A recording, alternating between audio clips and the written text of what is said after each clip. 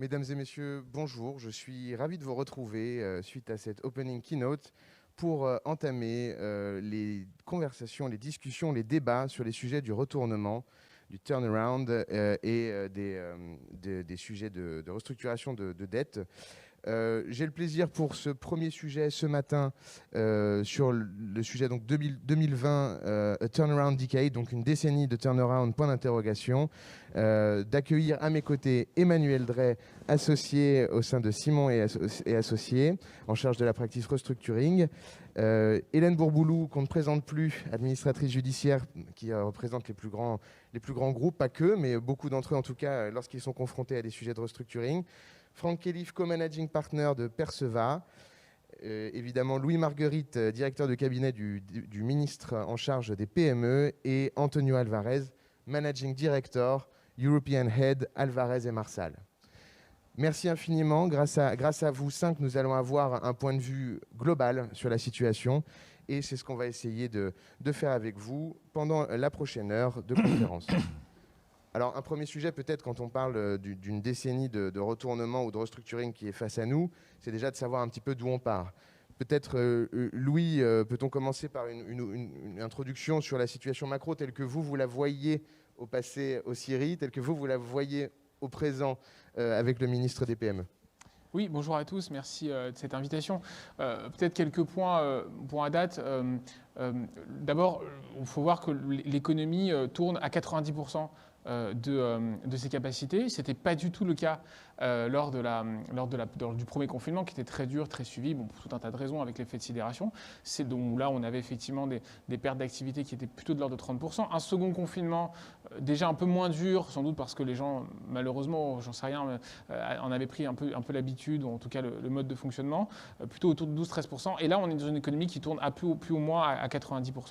90%, ça veut dire que cette part de l'économie tourne bien. Et là, on a une difficulté, effectivement, c'est sur ces 10% qui ne tournent pas ou peu, ou en tout cas suffisamment peu pour qu'on se pose des questions. Alors, le gouvernement, évidemment, vous allez me dire, je ne suis pas très objectif, a mis en place toute une batterie de mesures qui sont assez larges, assez puissantes, sans doute une des plus puissantes quand on compare par rapport à nos voisins européens, y compris d'ailleurs l'Allemagne, avec un effet d'ailleurs assez anesthésiant, puisque des liquidités très importantes ont été injectées dans l'économie, soit sous forme de subventions avec évidemment l'activité partielle, le fonds de solidarité, soit sous forme de dette avec le report d'échéance et le PGE que vous connaissez bien.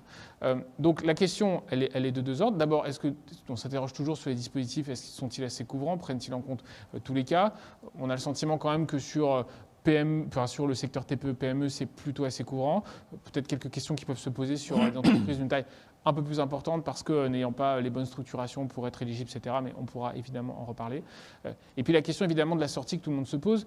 Cette question évidemment, c'est une question auquel nous-mêmes on souhaiterait pouvoir répondre, qui est intimement liée à la crise sanitaire. Et là-dessus, on est tributaire de l'évolution des chiffres qui d'ailleurs, au moment où je vous parle, ne sont pas extrêmement bons, hein, comme chacun le sait. On était sur une tendance, j'allais dire, plateau stabilisant, ce qui nous a d'ailleurs évité un troisième confinement, mais cette tendance est plutôt haussière. Donc voilà, donc on va tout faire pour éviter ce confinement et essayer de donner un peu de perspective. Un chiffre d'un mot d'un seul, le nombre de faillites. Chacun sait qu'il y a eu une baisse très significative des faillites, au sens ouverture de procédures collectives. On est passé de 50 000, qui était d'ailleurs déjà une année basse. 2019, c'était l'année la plus basse des 7, 8, 9, 10 dernières années. Et donc là, on est plutôt autour de 35 000. Donc si on faisait ne serait-ce que 65 000 faillites en 2020, on ne serait que dans un effet de rattrapage de deux années basses. Donc voilà, après ça peut poser évidemment des problèmes de messages politiques et autres. Donc la question c'est qu'est-ce qui va se passer quand on va repartir? Évidemment on est très attentif à la façon dont les choses vont se remettre en place. Il ne s'agit pas de débrancher très brutalement les aides, évidemment il faut être dans l'accompagnement. Là évidemment ça dépend de la taille, des secteurs, etc. Donc voilà, donc évidemment toujours très attentif à tous les cas qui se présentent. Mais voilà, donc à la fois un message de pas de catastrophisme non plus parce qu'une grosse partie de l'économie tourne, évidemment très, très prudent sur les secteurs fermés ou quasi fermés, très impactés, l'événementiel, etc. Et évidemment la préparation, on l'espère le plus rapidement possible du redémarrage quand on aura de la visibilité. Et sur le sujet de l'incertitude, Louis, peut-être pour conclure sur cette introduction, l'incertitude, c'est quand même le plus gros problème des entreprises aujourd'hui. Le rebond quand, la reprise quand. Et même si on voit bien les PME, les petits commerces sont assez bien soutenus, c'est également un sujet pour les ETI, pour les grands groupes. Comment est-ce que vous allez les aider à bridger avec ce moment de reprise? Non, c'est quelque chose de... Cette incertitude, elle est à un niveau inédit. Parce que, d'abord, on n'a qu'une question de culture. Alors, est-ce que c'est français? J'en sais rien. En tout cas, ce qui est sûr, c'est que si c'est en France, est-ce que c'est ce qu'il y a dans d'autres pays du monde? On n'a pas pris le temps de regarder. Mais c'est vrai qu'on est dans des acteurs, et c'était vrai sur des grosses entreprises que j'avais pu voir dans les précédentes fonctions. C'est encore vrai, tout aussi vrai, d'ailleurs, j'ai envie de dire, dans mes fonctions actuelles. C'est-à-dire ce niveau d'incertitude. Les gens ne savent pas quand. Ils sont même à nous dire, mais même si c'est dans 6 mois, dites-nous que c'est dans 6 mois. Et ça, on ne peut pas leur dire. On ne peut pas leur dire parce qu'on est tributaire. Évidemment, ce n'est pas à Bercy, on est là pour soutenir l'emploi et l'économie. Donc voilà, puis dans une action gouvernementale, on est évidemment tout à fait loyal des décisions. Néanmoins, on est dans un monde, que ce soit les clients, que ce soit les fournisseurs, que ce soit les actionnaires, peu importe les créanciers, qui n'a pas l'habitude de ce tel niveau d'incertitude. Ce n'est même pas un niveau de risque, là, c'est vraiment un niveau d'incertitude. Et pourtant, il faut quand même engager des restructurations, il faut quand même essayer de prévoir un petit peu l'avenir avec un niveau d'incertitude qui est, etc. Et donc, beaucoup de gens d'ailleurs disent non, mais de toute façon, on ne regardera pas tant qu'on ne saura pas quel est votre business plan en 2023-2024. Mais on n'en sait rien, on ne sait pas dans quel secteur ce qui va se passer. Qui nous dit alors on peut imaginer évidemment que le tourisme va repartir, que les voyages en avion vont repartir, etc.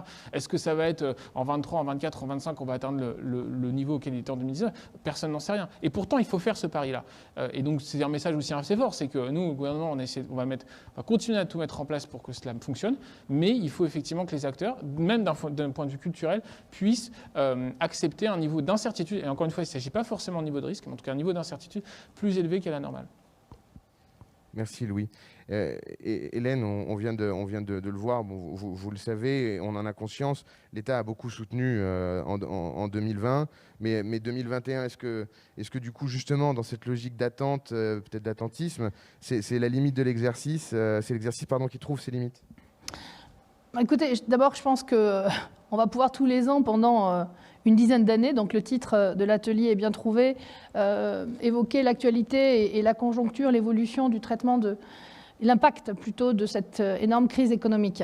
C'est vraiment une décade, c'est une décade, je crois qu'on l'a annoncé dès le premier confinement, on peut peut-être même parler de 20 ans pour absorber ce choc.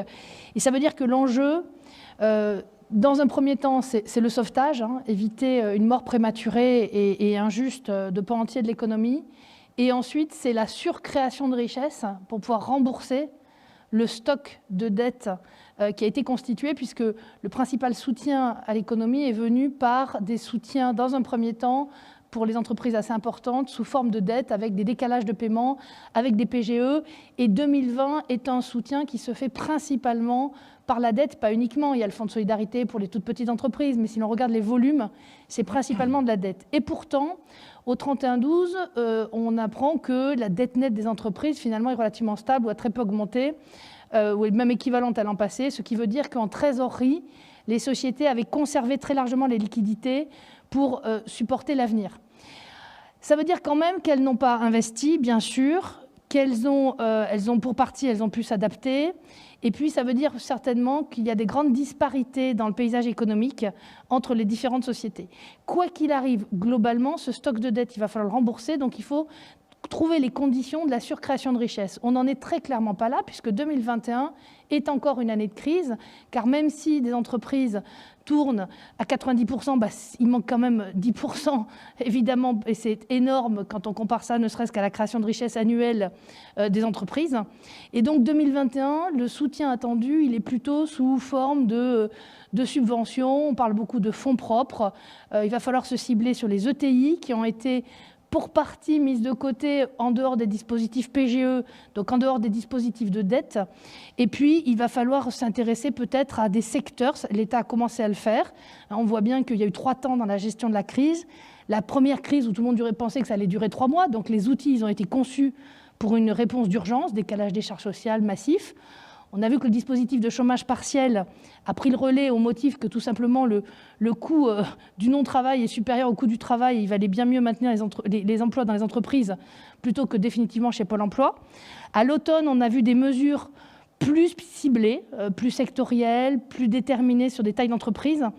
Et aujourd'hui, on ne sait pas bien, on attend tous avec impatience les dispositifs qui nous sont peut-être un peu confiées ici ou là sur l'indemnisation des pertes d'exploitation. Comment Bruxelles va réagir également sur le relais des PGE. Aujourd'hui, grande discussion, qu'est-ce qui se passe au bout de 6 ans? Quand on parle des faillites, attention, il faut éviter la liquidation judiciaire. Quand on parle de prévention, il faut prévenir la liquidation judiciaire. Il ne faut pas forcément prévenir le redressement judiciaire, qui, s'il est pris à temps, est une assez bonne solution pour de très nombreuses entreprises et qui va sauvegarder le patrimoine, le cas échéant, les chefs d'entreprise, car un entrepreneur qui a 55 ans, il est faux de penser qu'il va rebondir très facilement et il vaut beaucoup mieux l'accompagner dans un plan. Donc, 2021 reste encore pour moi une année charnière et une année où on doit encore accompagner lourdement l'économie avant de se poser la question d'une création de richesse qui se fera, on y reviendra peut-être tout à l'heure, par des consolidations, de la transformation et des investissements, parce que les investissements vont devoir reprendre. Emmanuel, sur ce sujet également? Un facteur d'incertitude, ça va être la capacité du système bancaire à financer la reprise le jour où le BFR des entreprises qui redémarrent va augmenter. Pourquoi? Parce que si on regarde les PGE, c'est 130 milliards qui ont été donnés aux entreprises. Et il faut saluer l'action de l'État là-dessus. Donc 130 milliards. Sur ces 130 milliards, 76% ont été donnés à des PME, 50% à des entreprises de moins de 10 salariés. Ces entreprises risquent d'avoir 2 sujets. Le premier sujet, c'est peut-être une augmentation des défaillances. Pourquoi? Parce que quand on regarde les statistiques, 40% des redressements judiciaires sont ouverts à la suite d'une demande de paiement de l'URSSAF. L'URSSAF, cette année et l'année dernière, n'a pas fait de demande. Donc là, vous retrouvez les 20 000 faillites en moins que vous constatez dans les statistiques. Donc premier sujet. Et deuxième sujet surtout, c'est est-ce qu'elles vont avoir la capacité de rembourser ces PGE, même sur 6 ans? Si elles n'ont pas cette capacité, s'il faut dépasser le profil de risque, s'il faut dépasser les 6 ans, on va se retrouver avec un profil de risque de la dette portée par les banques qui va se dégrader et qui va entraîner du fait des ratios prudentiels l'obligation pour les banques de mobiliser plus de fonds propres et de se retrouver dans une situation où elles pourront moins prêter. Il y a d'autres facteurs de risque pour le système bancaire. Il y a l'endettement des ménages en matière immobilière. On voit au cours des 4 ou 5 derniers mois que la renégociation des prêts immobiliers a porté non pas sur les taux, mais sur les durées de maturité, ce qui signifie que les ménages recherchent du cash. Donc, ça veut dire qu'ils sont en manque de cash, même si l'épargne a augmenté. Ce qui veut dire que si demain, on a une vague de chômage en accroissement rapide, on va se retrouver dans une situation où, là encore, le profil de risque de la dette portée par les banques en matière immobilière va se dégrader. Là encore, réduction de la capacité des banques à prêter. Troisième facteur de risque, on a l'immobilier commercial qui, pareil, pèse sur le bilan des banques avec, on voit la valeur des foncières en bourse qui se dégrade. Donc, quel va être l'impact sur la capacité des banques à prêter? On a également les marchés financiers qui sont un sujet d'inquiétude pour les banques parce que quand on regarde la valeur des actifs, eh bien, on est revenu à des valeurs d'avant-crise, ce qui veut dire qu'il y a quand même une décorrélation entre la valeur des actifs et la réalité économique. Si un jour on tire le constat de cette décorrélation, on va avoir des appels de marge et des troubles sur les marchés financiers. Donc ça, c'est une vraie inquiétude. Les banques sont évidemment prudentes et inquiètes par rapport à ça, mais ça va être également une opportunité pour l'industrie du private equity qui va pouvoir être innovative et proposer de nouveaux outils de financement pour l'ensemble de l'économie. Franck, vous qui êtes co-managing partner de Perceva, un des grands fonds de retournement français qui voyait plein de dossiers. D'ailleurs, vous nous avez confié en préparant ce panel que vous envoyez plus et toujours plus ces derniers temps, à des volumes importants, vous y reviendrez. Sur ce sujet des banques, de leur inquiétude et de notre inquiétude vis-à-vis d'elles également, vous voyez de plus en plus de refus de financement, donc des sociétés qui arrivent vers vous dans une situation peut-être encore un peu plus complexe, justement en déficit d'attention des banques qui sont un peu attentistes. C'est-à-dire qu'il faut comprendre d'où on vient et le point de Louis Marguerite et d'Anne Bourboulou était important au niveau introductif. On est en France dans un des écosystèmes qui est vraisemblablement le mieux structuré pour accompagner l'entreprise en difficulté.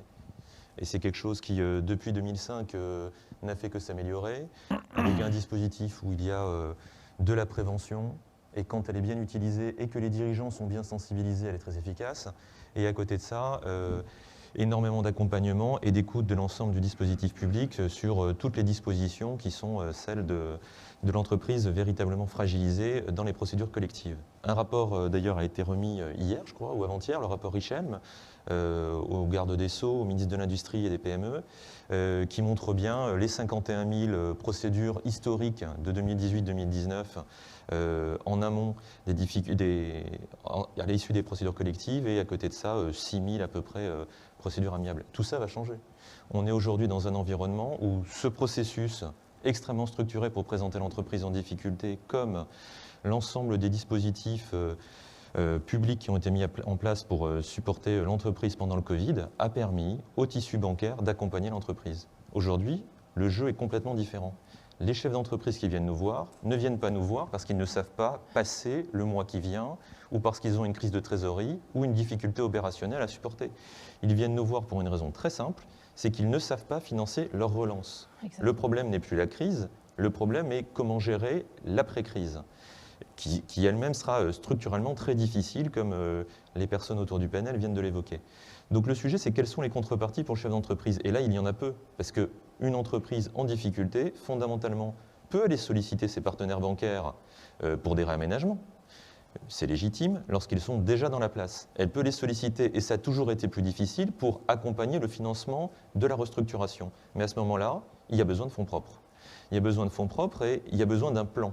Et ce plan nécessite une appréhension à la fois des problématiques de l'entreprise. Est-ce que son point mort est structurellement bien maîtrisé ou pas? Est-ce que son BFR est structuré de façon idéale avec ses relations fournisseurs ou autres? Et surtout, quelle est l'empreinte que l'entreprise peut avoir dans son marché vis-à-vis de ses concurrents? Tout ça est extrêmement compliqué.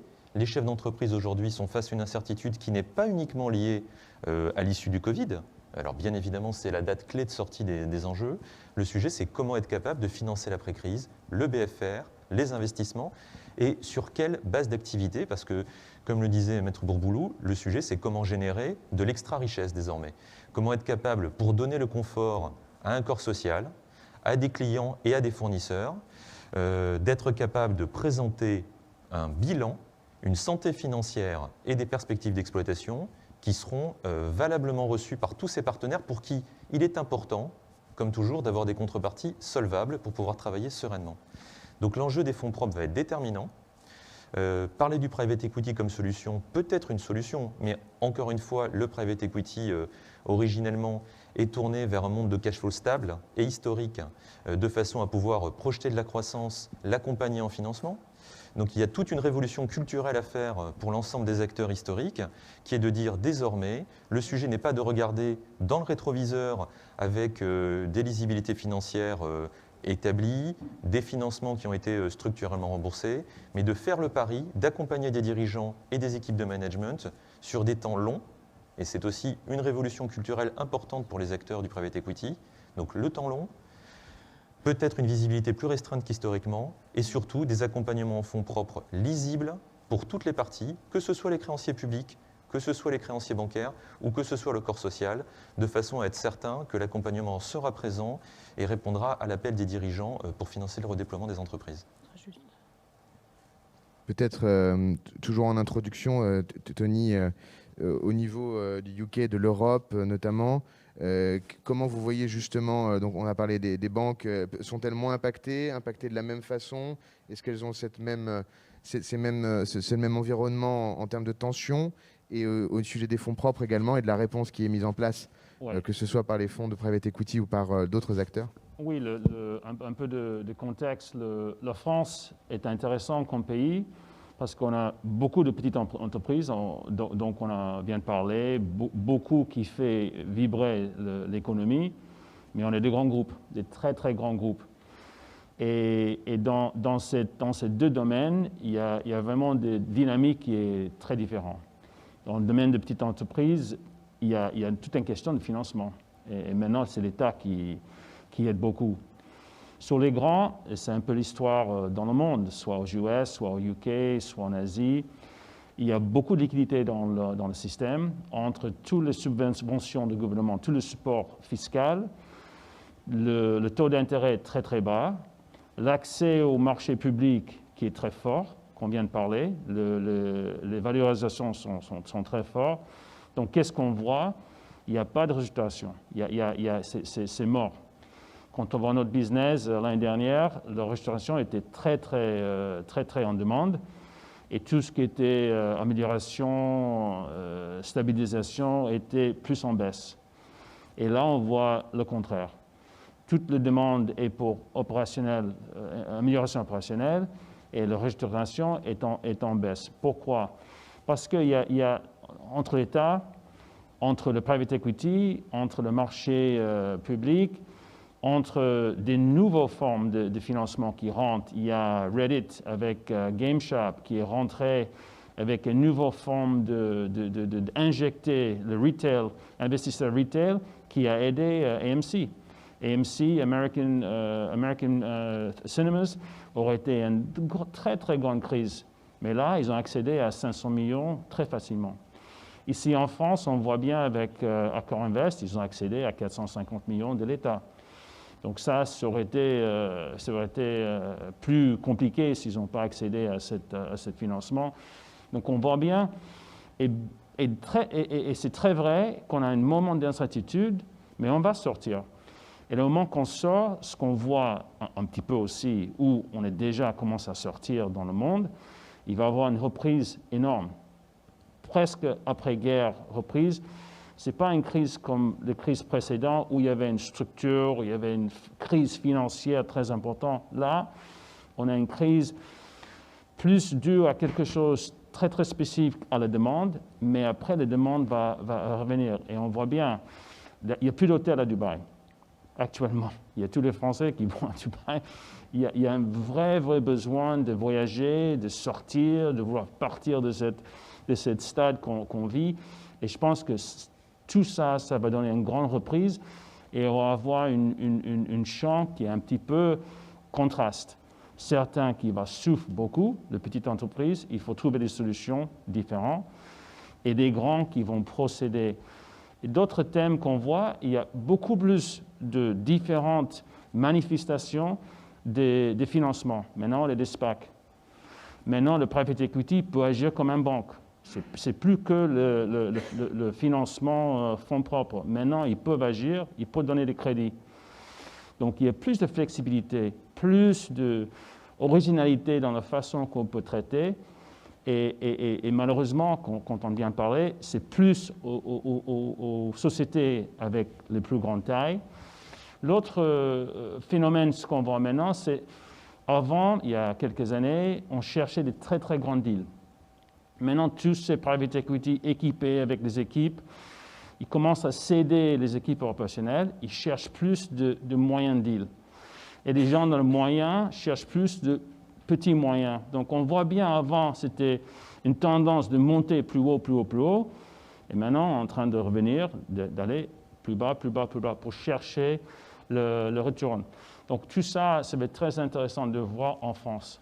Est-ce que la France va être pareil que les derniers 5 ans, ou est-ce que ça va ouvrir et changer un petit peu le champ? Et ce qu'on voit, on est en train d'agir pour quelques grands fonds qui sont en train de faire des choses en France pour la première fois et sont sur des projets matériels. Donc on verra. Merci Tony. On a parlé donc de cash et d'equity. Pour revenir juste à la dette, une autre façon de se financer, c'est aussi de rééchelonner et de refinancer. Emmanuel, les PGE, finalement, avec la situation qu'on est en train de vivre, on peut s'attendre quand même à une certaine clémence, à une certaine docilité de la part du couple État-Banque dans la renégociation de ces PGE, le réétalement. Et on voit d'ailleurs qu'on parle d'échelonnement jusqu'à 2060. Alors, il y a le sujet de l'Europe. Alors, moi, je n'ai aucune inquiétude sur le sens des responsabilités des banques et de l'État. Pendant cette dernière période, même s'il y a eu parfois des dossiers difficiles, la responsabilité s'est exprimée pleinement sur les dossiers et on a trouvé des solutions. Maintenant, la difficulté, elle est d'ordre juridique. Les PGE sont assortis de la garantie de l'État. La garantie de l'État est considérée par l'Europe comme une aide d'État.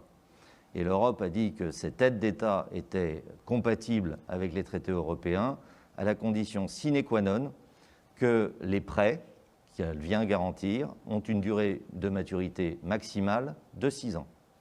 On est donc face à une difficulté.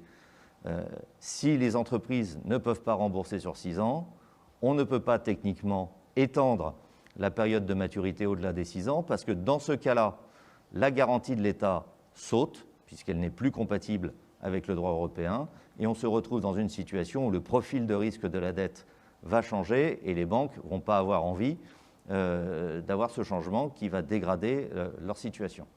Donc c'est un vrai sujet d'inquiétude de toutes les affaires spéciales aujourd'hui, parce que, comme le rappelait Hélène tout à l'heure, on a pris des mesures qui étaient faites, calibrées pour une crise qu'on croyait courte. On se rend compte que ça va être une crise plus longue. La meilleure preuve en est qu'on avait une période de gel de remboursement d'1 an. Cette période va être étendue sur 2 ans. Donc ça veut dire que les entreprises qui n'ont pas pu rembourser sur ces 2 ans, qui ne pouvaient donc pas rembourser sur 5 ans, c'est 1 an de gel et 5 ans de maturité, elles vont devoir maintenant rembourser sur 4 ans, puisque 2 ans de gel et 4 ans de remboursement derrière. Et on ne voit pas comment elles vont pouvoir faire sur 4 ans ce qu'elles ne pouvaient pas faire sur 5 ans, sauf sur création de valeur. Donc c'est un sujet qui est sur la table. Comment va-t-on faire pour étendre la maturité de ces PGE ou les transformer en autre chose afin de rendre gérable cette masse de crédit? Hélène, Franck, on a parlé de private debt, on a parlé d'acteurs du retournement. Est-ce qu'on va avoir sur le marché français la taille critique en termes d'acteurs, en termes de puissance de feu, pour couvrir cet énorme besoin qui va arriver?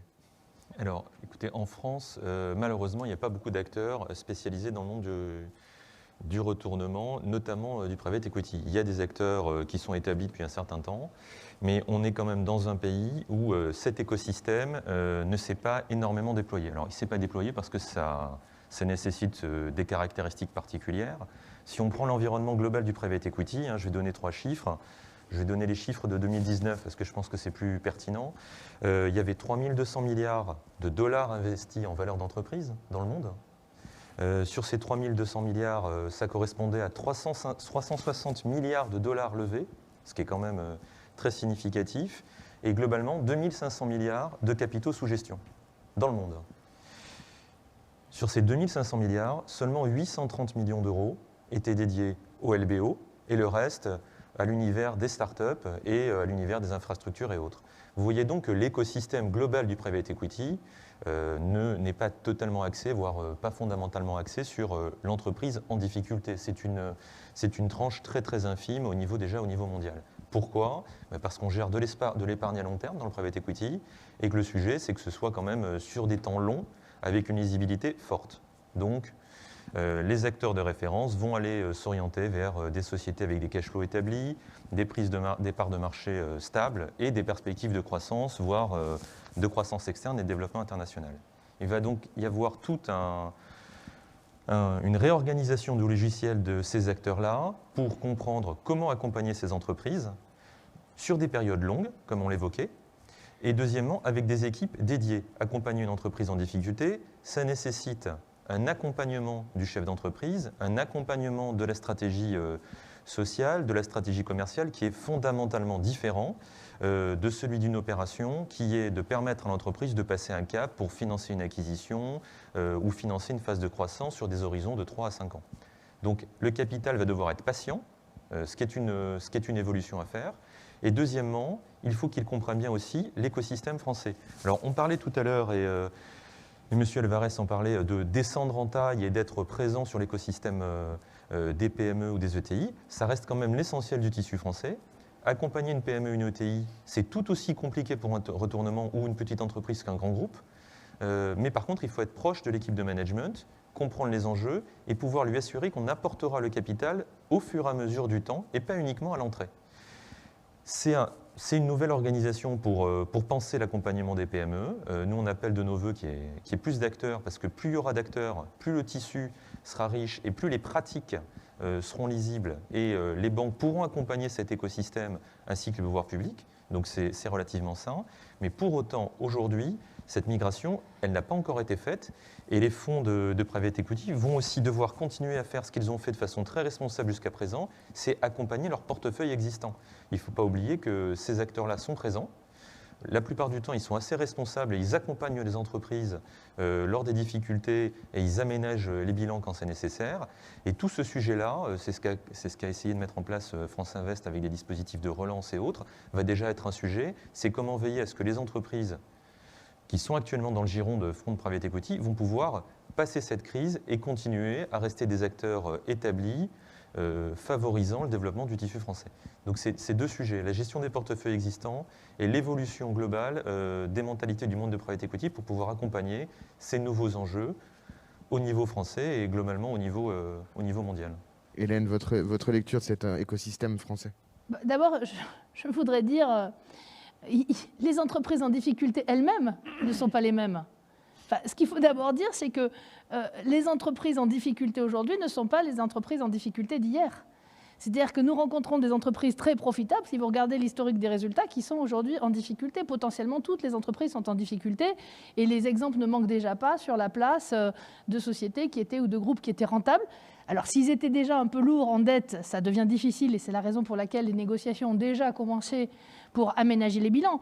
Mais quand vous prenez, pour citer des noms connus, Novares, Corsair, Europcar, des salles de sport, ce sont des sociétés qui n'avaient pas vocation à passer par la case restructuring si on avait été dans un environnement normal. Donc, ça veut dire que les acteurs eux-mêmes du restructuring doivent s'adapter à une nouvelle population. Et il n'est pas si facile que d'expliquer à un chef d'entreprise dont les sites sont profitables que pour autant il faut probablement les fermer alors qu'ils sont profitables, tout simplement parce qu'on n'aura pas le cash suffisant pour les achalander.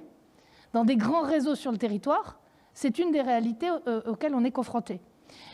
Deuxième observation, la France a été assez moteur, me semble-t-il, pour impulser dans le couple franco-allemand des solutions, si ce n'est communes, au moins coordonnées sur le plan européen, à l'occasion de la crise. Est-ce que cette dynamique va se poursuivre dans le cadre d'un rebond plus long et dans un temps plus long? On le voit à travers le soutien de la BCE jusque-là. Jusqu'où ça va aller? Et est-ce que ça va aller jusqu'à favoriser l'émergence d'acteurs qui auront une vue plus européenne pour favoriser des tailles plus importantes avec plus de moyens? Ensuite, si on regarde spécialement la France, il ne faut quand même pas oublier une chose. Avant, on avait un problème de chômage structurel assez fort.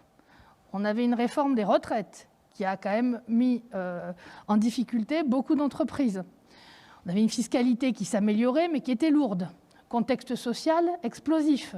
Gilets jaunes, grève, qui a conduit d'ailleurs certains lecteurs un peu rapides à condamner certains secteurs qui tout simplement ont eu effectivement 4 mauvais exercices successifs pour des raisons qui ne sont pas des raisons structurelles à l'entreprise, mais qui sont beaucoup liées à des phénomènes de consommateurs et de blocage de la consommation dans des périodes critiques.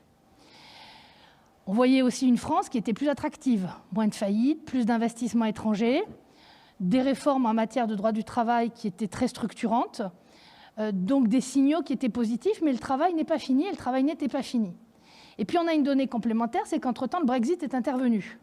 La façon dont l'Europe et la France intègrent sur la durée la contrainte du Brexit n'est pas connue. C'est un facteur supplémentaire d'incertitude. Donc, il va y avoir des nouveaux acteurs, mais je pense surtout que ce sont des anciens acteurs, en ce compris les entreprises, qui vont apprendre à travailler d'une autre manière.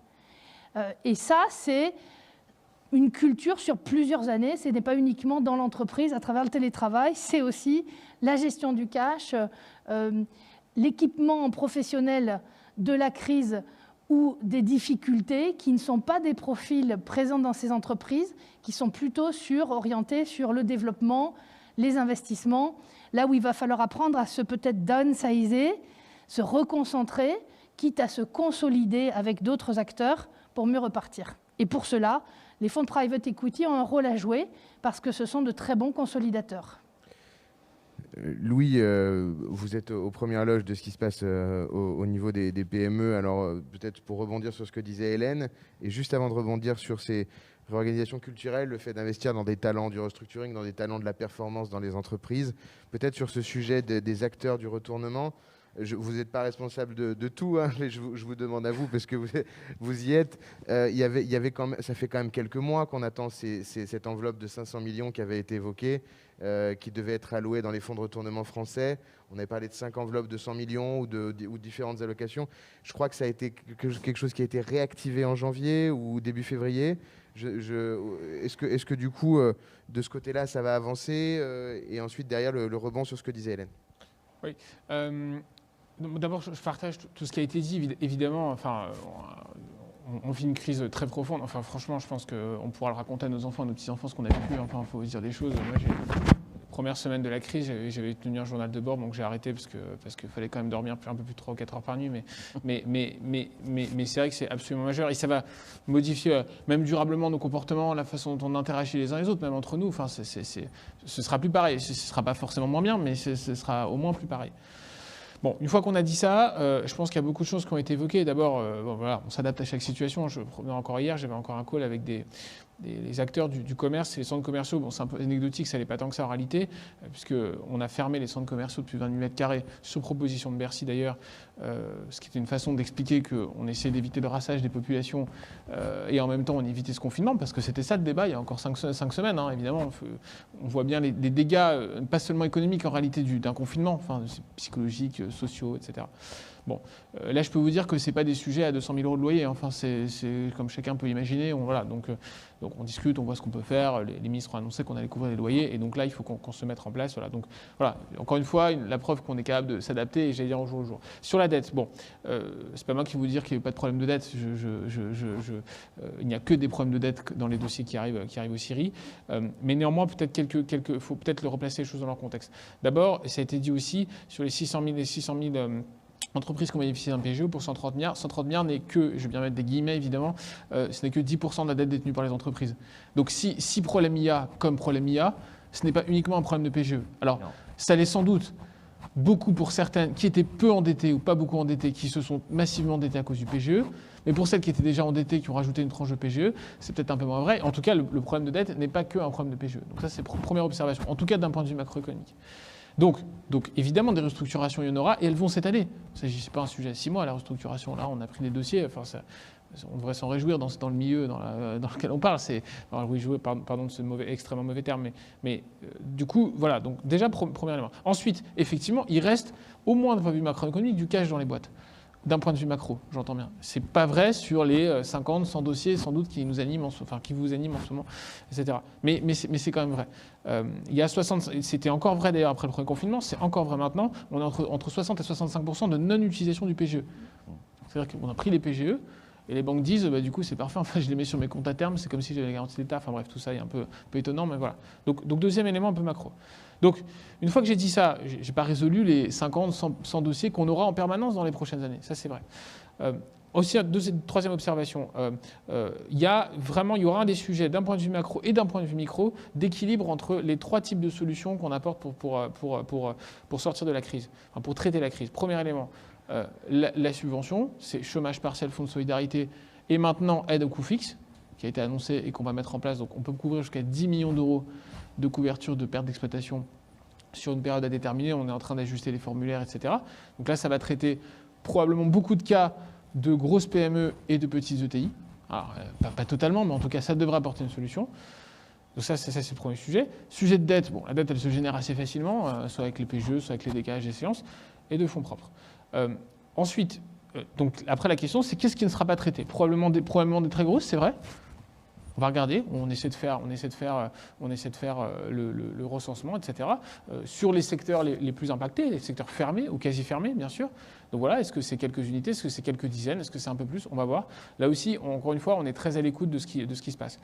Ce que je veux dire simplement par là, c'est que, voilà, vous l'avez dit, chacun prendra ses responsabilités au moment, mais il va y avoir évidemment, on va s'adapter à chaque situation, et surtout, tout va dépendre aussi de la capacité de tous les acteurs, qu'ils soient publics, parce que l'État prend une part bien plus importante dans le travail, parce que c'est son rôle, mais pas seulement, dans la façon dont on va réaccompagner l'économie dans un temps normal.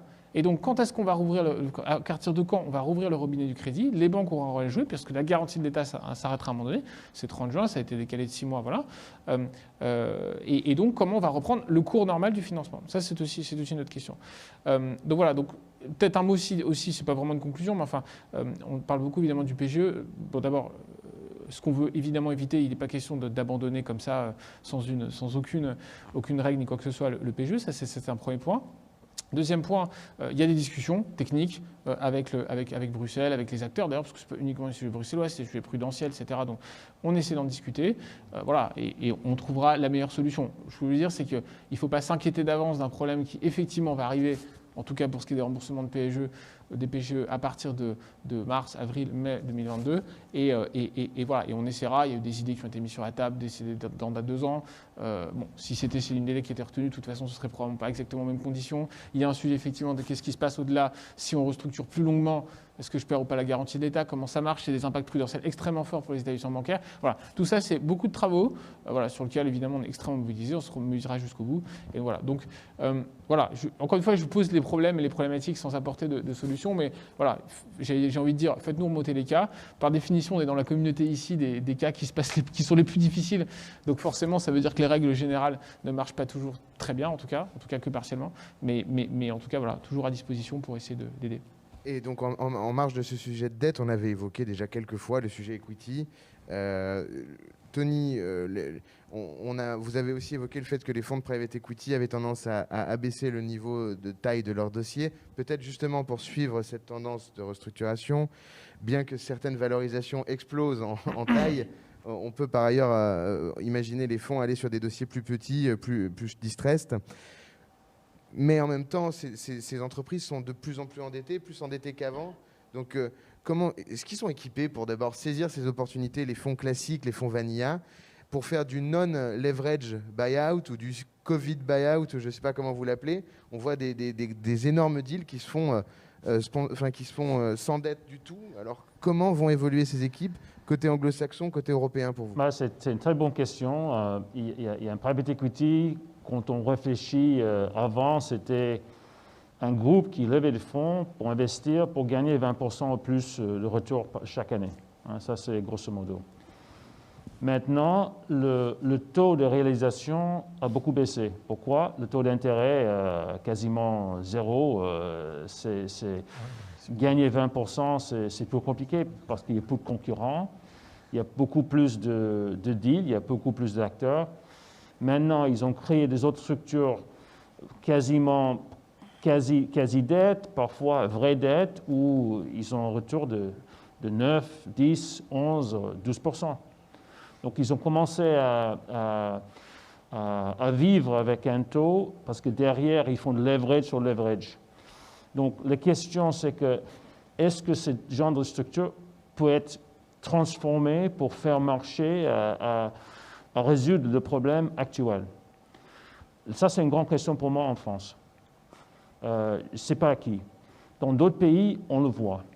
On le voit au quotidien. On le voit qu'il y a la semaine dernière, il y a un grand fonds qui a 30 milliards de fonds qui investit sur une société qui a un chiffre d'affaires de 250 millions. Jamais avant. Jamais avant. Donc là, je vois bien, et il parle de créer d'autres structures pour capitaliser sur tout ce qui est l'hôtel, l'hôtellerie, loisirs, parce que cette industrie va être très affectée. Est-ce qu'ils peuvent intervenir? Donc ils sont en train de regarder ça par industrie.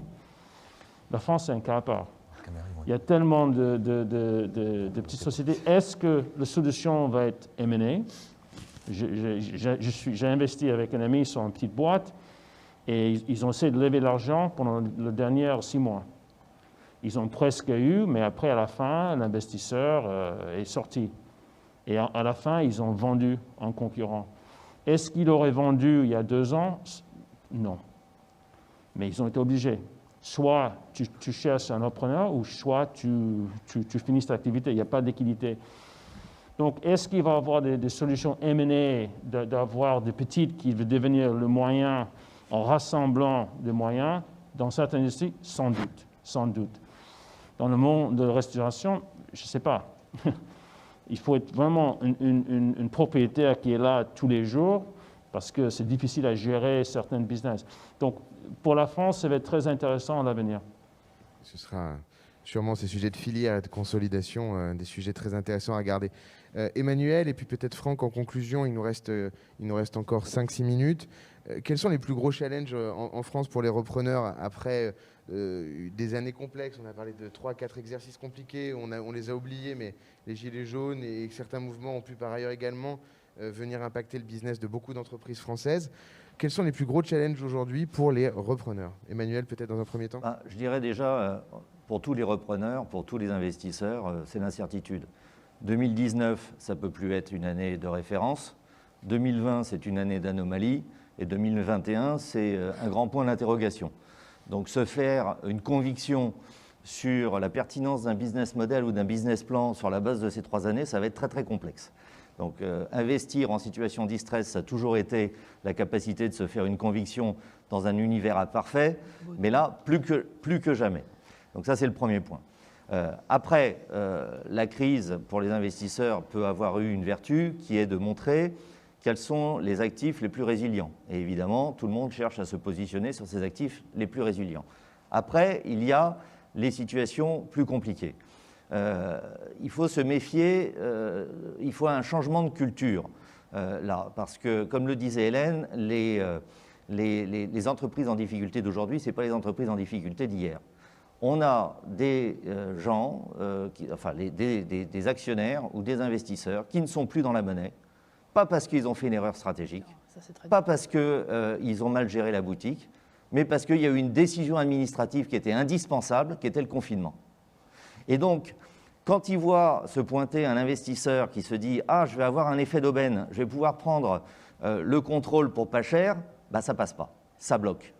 Donc, il faut changer de culture et arriver à se positionner avec des rationnels d'investissement un peu différents, proposer à ces gens-là des bridges, des financements intermédiaires avec des prises de participation minoritaires qui donnent un equity quicker, mais qui leur permettent de les accompagner pour qu'ils retrouvent leur valeur. Ça, c'est le premier point. Le deuxième point, ça peut être aussi de se positionner comme un investisseur qui va participer à la consolidation d'une filière. Parce qu'effectivement, il y a plein d'entreprises dont le salut va être la surperformance. Et pour surperformer, il va falloir faire des adossements, il va falloir faire du build-up. Donc l'investisseur qui sait se positionner auprès des boîtes en leur disant « je vais vous faire participer à un projet de consolidation de filière » et qui dit à l'investisseur qui n'est plus dans la monnaie « et dans ce contexte, vous allez perdre le contrôle, mais je vais vous faire participer à la création de valeur qui en résulte », c'est un discours qui sera évidemment plus audible. Et quand je dis ça, c'est des choses que l'on fait dans les dossiers d'ores et déjà aujourd'hui. Il y a un autre sujet qui est très très important et qui m'inquiète beaucoup parce que ça a un impact macro potentiel très important, c'est le sort des PME et des petites entreprises. Elles ne sont pas éligibles au private equity. Elles vont avoir des problèmes de financement de leur BFR considérables. Et donc, il n'est pas exclu que l'on puisse imaginer des véhicules de financement nouveaux permettant de financer les besoins de trésorerie de ces entreprises. J'ai un exemple en tête, c'est créer des fonds communs de titrisation pour racheter les créances commerciales de ces entreprises et leur permettre ainsi d'avoir un financement et d'offrir en même temps aux investisseurs qui veulent placer du cash sur des périodes de maturité courtes, d'avoir une opportunité de placement. Voilà, je pense qu'on est dans une période où, comme le disait Franck Khalif, on va devoir réinventer un peu la culture de l'investissement, les rationnels d'investissement vont devoir changer, la capacité à se faire une conviction dans cet environnement dégradé va demander des compétences nouvelles, en tous les cas des approches nouvelles, et évidemment, il va falloir maintenant systématiquement s'inscrire dans le temps long. Merci Emmanuel. Franck, du coup, comme je vous le disais, peut-être pour conclure, on a 2 minutes. Alors c'est un petit peu compliqué en 2 minutes, mais pour faire très simple, il y a quand même 2 mondes aujourd'hui qui sont en train de se dégager. Le monde de l'entreprise qui a connu une problématique Covid, qui avait des performances établies, et soyons clairs, ces entreprises-là retrouveront le chemin du discours avec l'ensemble des investisseurs et du financement. On est à ce moment-là dans des problématiques de réaménagement. Il faut rééquilibrer les équilibres. Ça se fera, ça prendra peut-être du temps. Excusez-moi. Pardon, je suis en train de m'étouffer. La magie du live.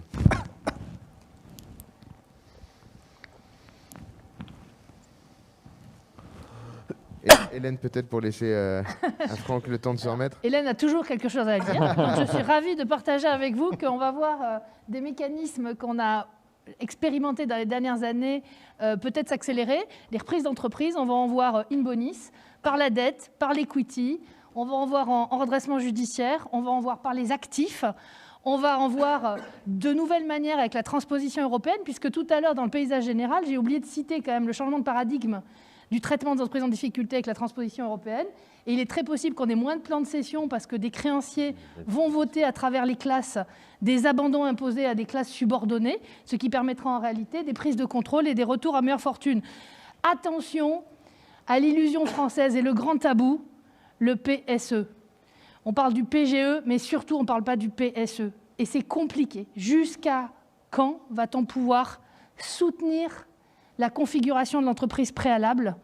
Or, il faut faire attention parce que pour préserver 80% demain, il faut peut-être malheureusement à un moment se réduire de 20%. Et c'est très difficile à admettre, y compris politiquement, quand l'État a largement financé l'économie. Mais Franck a une vision beaucoup plus macro pour conclure que moi, et je ne sais pas si ces sujets-là sont encore pertinents à la fin de l'entretien. 10 secondes pour... Voilà. Ces dossiers-là seront restructurés, ils seront rééquilibrés. Le sujet, c'est le point d'Emmanuel et le point d'Hélène. Les PME sont aujourd'hui, depuis 10 ans, dans une problématique lourde. Comment trouver le financement de 5 à 15 millions d'euros qui leur pose problème? Le tissu bancaire n'est plus réellement organisé pour ça aujourd'hui. Le tissu bancaire, il s'est orienté vers des opérations de plus grosse taille, à plusieurs intervenants. Aller lever aujourd'hui 25 à 30 millions d'euros pour financer sa croissance, ça existe. Aller lever des petits tickets, c'est compliqué. Donc soit le monde du private equity apporte une solution, soit il faudra avoir une discussion structurelle avec l'ensemble du réseau bancaire pour pouvoir réaccompagner ces entreprises. Ouais. Aujourd'hui, le métier le plus difficile, c'est être dirigeant d'une PME qui cherche comment financer son BFR sur des petits tickets, et c'est l'essentiel du tissu des PME françaises. Nul doute que la solution viendra certainement d'ailleurs des deux côtés. En tout cas, on l'espère. Merci infiniment Tony, merci Louis, merci Franck, merci Hélène, merci Emmanuel. Ça a été un plaisir d'ouvrir cette journée de restructuration et de turnaround avec vous. Merci à vous d'avoir passé cette heure à nos côtés. Je vous souhaite une excellente journée. Le prochain panel commence dans quelques instants. Merci beaucoup.